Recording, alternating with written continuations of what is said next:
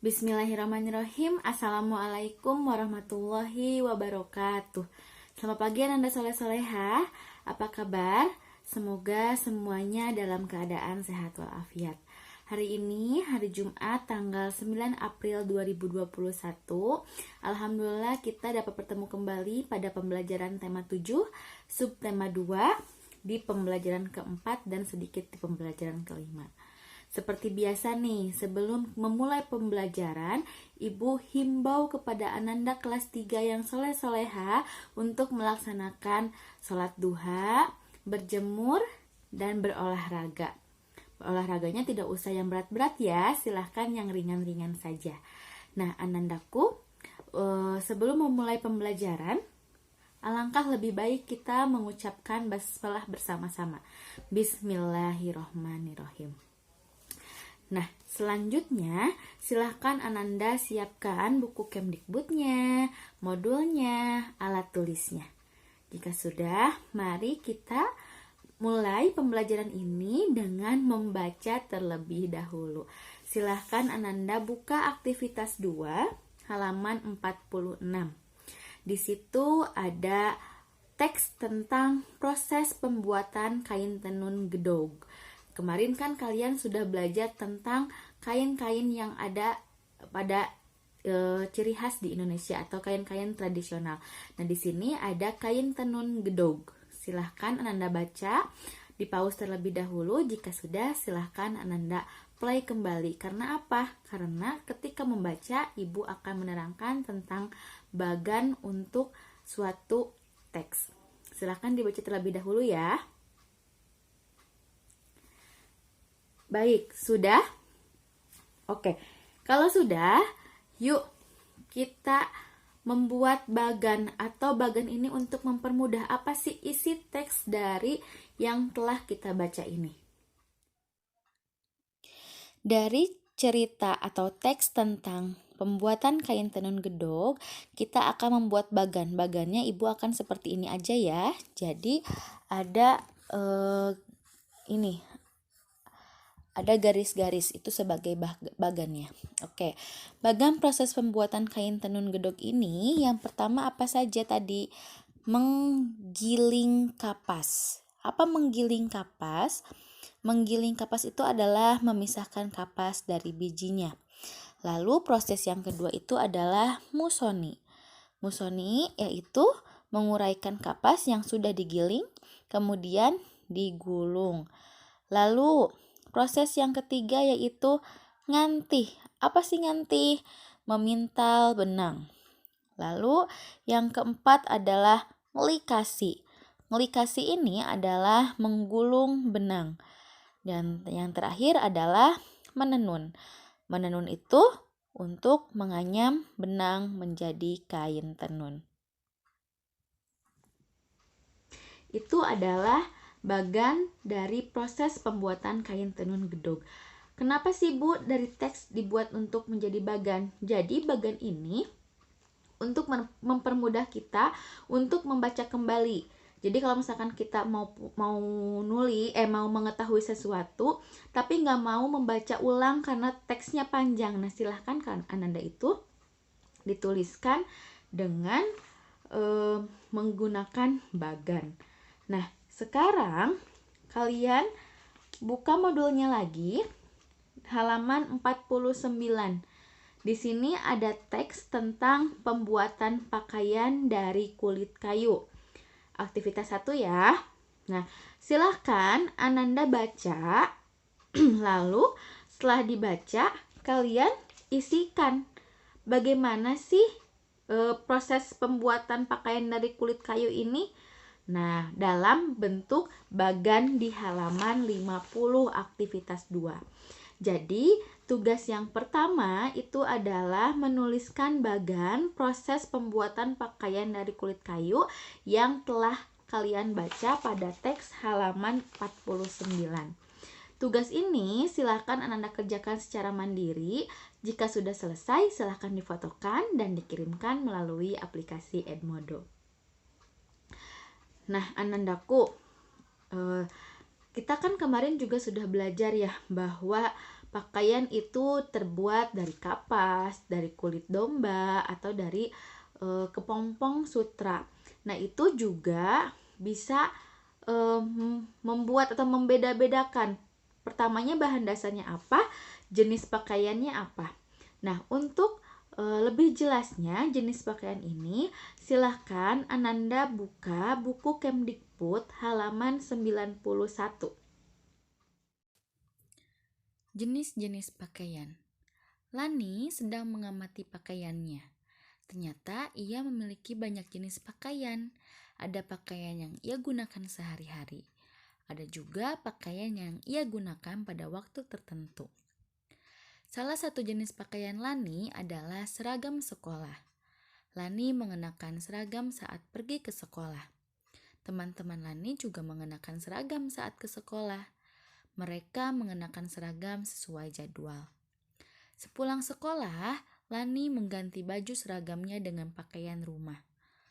Lani memiliki beberapa jenis pakaian rumah. Lani mengenakan kaos, celana selutut, atau rok saat di rumah. Lani juga memiliki beberapa baju yang digunakan saat tidur. Lani memiliki baju yang dipakai untuk berolahraga.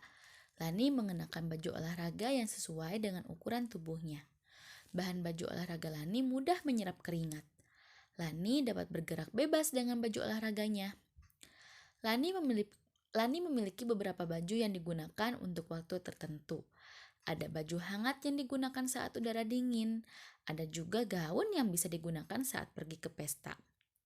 Lani bersyukur memiliki cukup pakaian.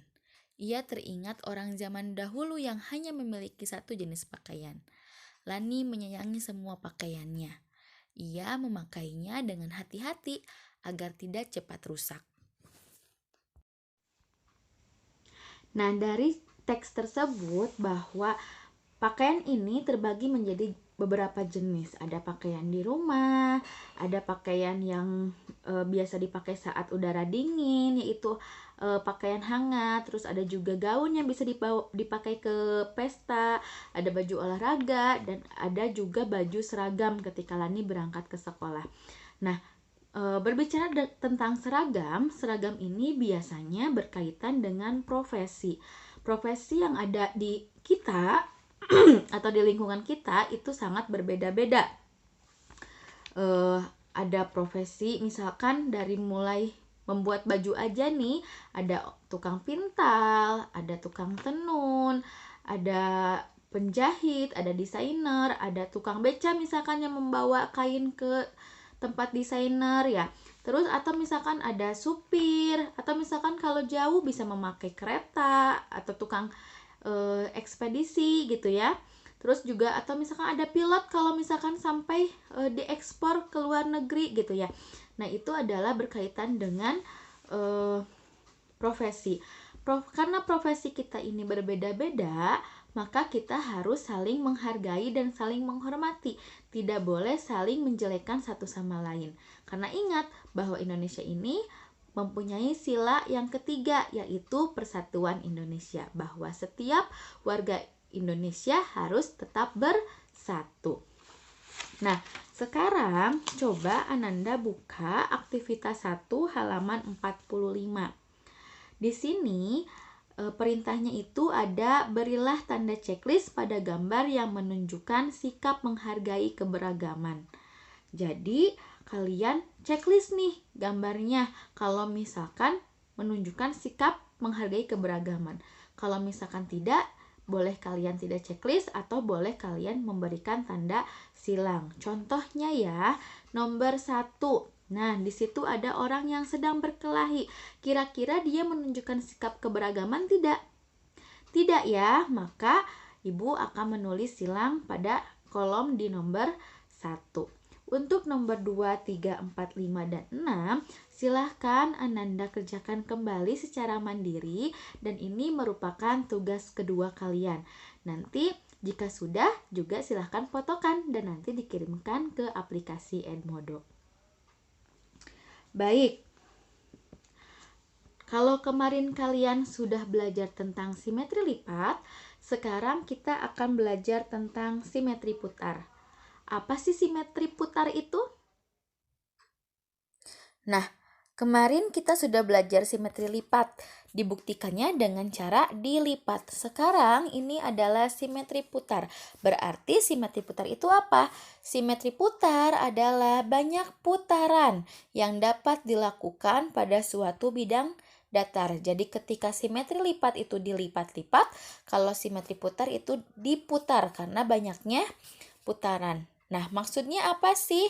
Oke, simetri putar ini mempunyai ketentuan. Nah, ketentuannya apa? Yang pertama, hasil putaran menutupi pola yang sama dengan ketika sebelum diputar. Oke, masih belum paham? Lanjutkan ke ketentuan yang kedua. Putaran kurang dari satu putaran. Nah, gimana sih Bu? Aku masih belum ngerti nih. Oke, kita lanjutkan ketentuan ketiga. Ketentuan simetri putar itu dia harus memiliki titik pusat. Ibu, aku masih belum paham. Oke, kita akan cari tahu bagaimana sih langkah-langkah menentukan simetri putar. Yang pertama yaitu gambar dan gunting bangun datar yang akan dihitung simetri putarnya. Kemudian jiplak pada buku atau kertas. Nah, simetri putar ini berlaku hanya untuk bangun datar saja, tidak berlaku pada bangun ruang. Nah, kenapa? Karena bangun ruang itu diputarnya itu jadi tidak bisa kelihatan. Maksudnya itu dia karena mempunyai ruangan. Kalau bangun datar ini kan dia hanya mempunyai panjang dan lebar saja. Nah, untuk mempermudah kalian mengingat bagaimana cara langkah-langkah menentukan simetri putar, silahkan Ananda tulis di aktivitas 4 halaman 51. Catatan ini silahkan Ananda catat kembali di halaman 51 aktivitas 4. Lanjutkan ya. Yang kedua, tentukan titik pusat pada gambar hasil jiplakan. Lalu simpan bangun datar di atasnya sesuai dengan titik pusat dan panjang setiap sisinya. Bu, masih belum kebayang. Oke, lanjutkan dulu ya. Kita lanjutkan langkah-langkahnya terlebih dahulu. Nomor 3, putarkan bangun datarmu searah jarum jam. Terus lihat atau coba lihat. Apakah bangun datar tersebut dapat memenuhi garis yang kamu buat dengan tepat? Nah, lalu yang keempat, cobalah putar lagi sampai menempati posisi semula. Dan yang kelima, hitung berapa kali bangun datar menempati bingkainya. Nah, silakan ditulis ya langkah-langkahnya. Jika sudah, bagaimana sih Bu masih belum terbayang? Nah, silakan Ananda simak video berikut ini. Nah, dari pemaparan yang Ibu telah jelaskan apa itu simetri putar, ketentuan-ketentuannya apa saja, dan langkah-langkah untuk menentukan simetri putar, kan bingung ya gimana sih caranya. Nah, yuk kita praktikan gimana caranya untuk menentukan simetri putar sesuai dengan langkah-langkah yang telah Ibu jelaskan tadi. Untuk mengetahui itu, silahkan Ananda buka aktivitas 3 halaman 50 ya. Di aktivitas 3 halaman 50 di situ ada perintah tentang amati gambar berikut dan hitunglah simetri putarnya. Untuk nomor 1 ada gambar. Nah, itu kan berarti udah dijiplak ya. Berarti silahkan kalian jiplak kembali lalu gunting. Nah, misal Ibu mah belum menjiplak ya. Ibu sudah membuat persegi panjang. Lalu Ibu akan jiplak sesuai langkah-langkahnya. Jadi buat persegi panjang terlebih dahulu, terus Ibu akan jiplak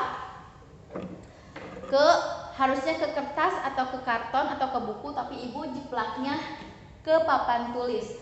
Jadi Ibu akan jiplak dengan memberikan tanda titik-titik.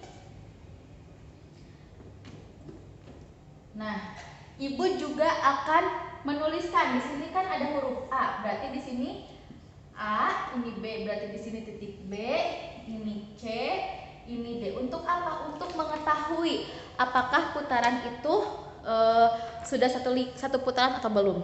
Ya, lanjut. Setelah kasih titik-titik, kita akan sambungkan dengan membuat garis.